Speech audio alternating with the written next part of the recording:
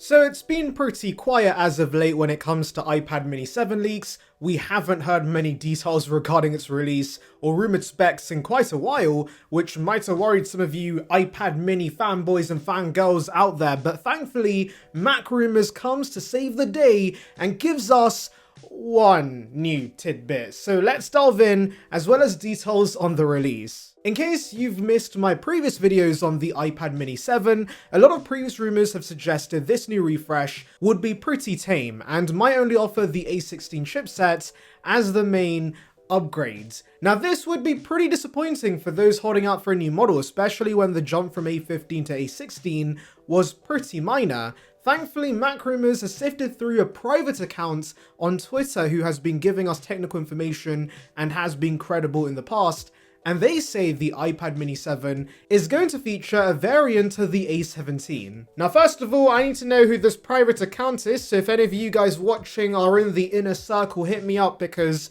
I want the latest details immediately. But what this account says is fantastic news. We know the A17 Pro and the 15 Pro brought over ray tracing to the iPhone, and whilst I don't particularly care about this because I rarely game in the first place, it did allow for AAA titles to come to the iPhone, which makes it an awesome pocket rocket. And so for those serious about having the best portable gaming experience, I feel like the iPad mini is the ideal form factor because it does offer a display that's larger than any iPhone, but it's still very compact, and it's much easier to game with than, of course, full-sized iPads. Now, the report doesn't specify if it's getting the A17 Pro or a basic version of the A17. I can see Apple going either route, but if we do see a basic A17, it likely will be a bin variant with one fewer GPU core, so there won't be a huge performance difference. I know right now not many games support ray tracing, but the more devices that support the hardware, the more likely it is for game developers to jump on boards and take advantage of this. And I've seen some of you guys in the past ask me how games like COD Mobile run on previous iPad mini models,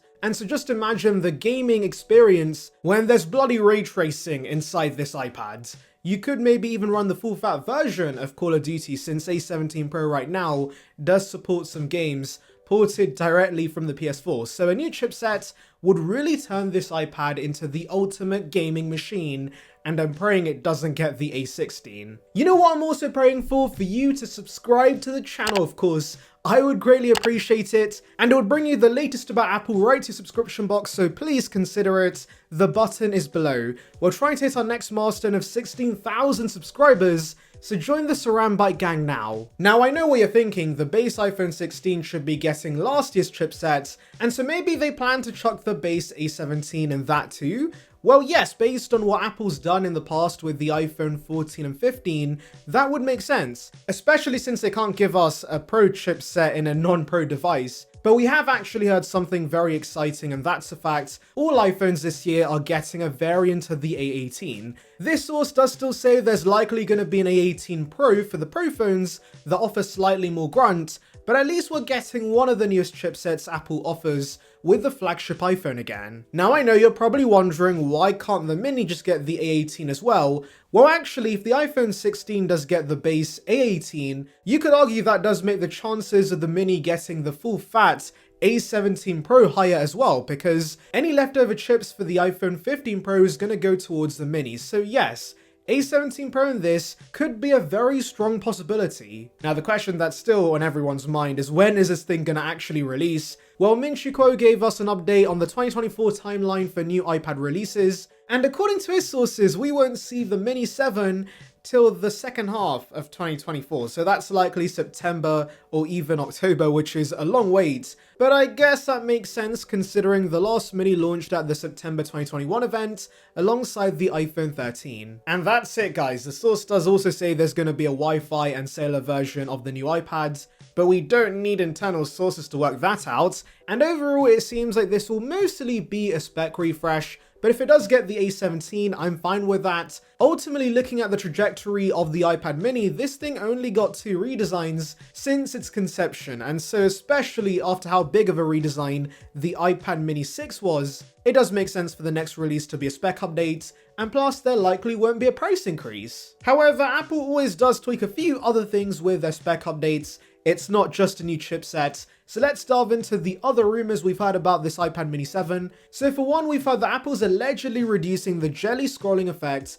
with this new iPad mini. Now, I'll be honest with you guys, I personally felt this was overblown and I could easily look past it. Yes, I am basically blind with my massive spectacles, but I really could not pick up on anything when using the iPad mini 6. However, I'm not going to pretend like it's some sort of conspiracy theory, because I am aware it does put off some consumers from buying the mini. So to reduce this, Apple plans to rotate the screen assembly to reduce the jelly scrolling effect in portrait orientation.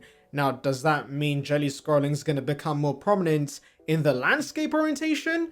Who knows, but at the end of the day, I don't care about this because, as I said, I wasn't bothered by this in the first place. I know people are also hoping for OLED and that is in the works, but it's just not releasing now. You see, the iPad Pro is only just getting the OLED upgrade later this year, so it's going to take a while for this to be passed down the range, and so I would expect the iPad mini 8, whenever that launches, to get the OLED upgrade.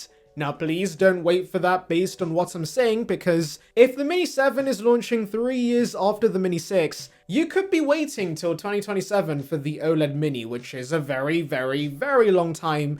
And so if you need an iPad right now, go buy the Mini 7 or some other iPad because they all do the job perfectly fine. Your eyes won't burn if you don't get the inky blacks of OLED. Another change we've heard about is the front-facing camera being upgraded. That's all we heard from the leaker. He never specified what was changing, but we have heard about the landscape camera coming to the iPad Pro, so I'm praying this is a change that applies to the whole range. It's weird to me, Apple's cheapest iPad only offers this right now, so please fix this.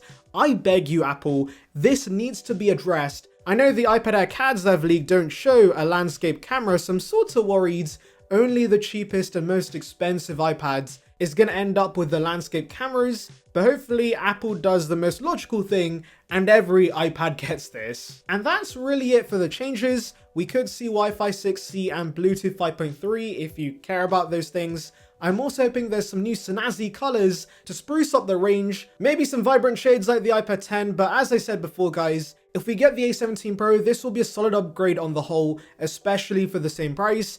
I'm certainly looking forward to it. Anyways, let me know your thoughts in the comments, make sure to like and subscribe for more content like this, and thank you for watching. Oh my god people, I have breaking news. At last we have some new tidbits regarding the 2024 iPad Pros, and I'm happy about that.